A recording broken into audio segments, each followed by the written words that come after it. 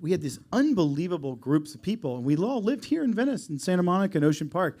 Everything was on beach cruisers, foot or skateboards. Skateboards are super dangerous, especially when you're drinking tremendous amounts of spirits. So I stuck to beach cruisers. But that's how we got around, and so we all bonded for many, many, many years. No, let me ask you this. So I want to. Yeah. When this is happening, are you already on TV, or this is pre-celebrity? I came here really just after Rules of Attraction, and that was like sort of like a cult movie. Yeah.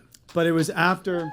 Well, let me back up then. So, but it was after what Lost. is the break? What is the first break? Is that the first break? Lost was the first big one, and then they killed my ass. By the way, the first major character to get killed on Lost. Yeah. Did you know that was coming? When did you find out you were getting killed off? Definitely didn't know that was coming.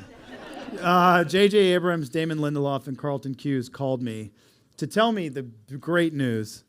That was frickin' brutal.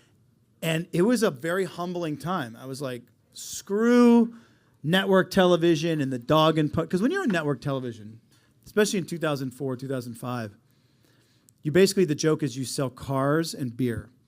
Because that's like the big, Anheuser-Busch and Chevrolet, like that's, and they created what's called the 6-act story structure, which you know, which is a disaster for viewers. So basically the idea is you, instead of doing 3 acts or 4 acts or even 5 acts, you do 6 acts, and so you can have more what? Commercial pods. So it's kind of brutal. No wonder TiVo took off. People are like, fuck this.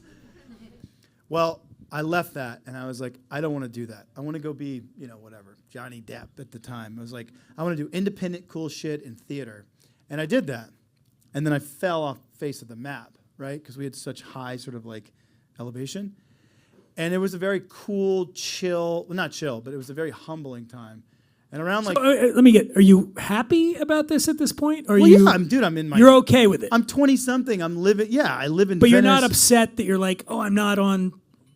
No. These were building, these are like where you're in your mid to late 20s. It's like really powerful time. And I knew what success looked like and felt like a little bit. And I also knew what it was like when it disappeared. And you were like, oh, shit, that's pretty humbling. I'm going to build my own way. So I went to New York. I did theater. It was off the chain. I did small independent movies with Oscar, nominated and winning actors. And it was all super cool. But it was like, shit, man, this is one way to live. You need that, like, where's that thing I'm going to spend the next 5 years of my life doing? Cut to 8 years on television later, and then now 15 fucking years with Paul Wesley. Yeah.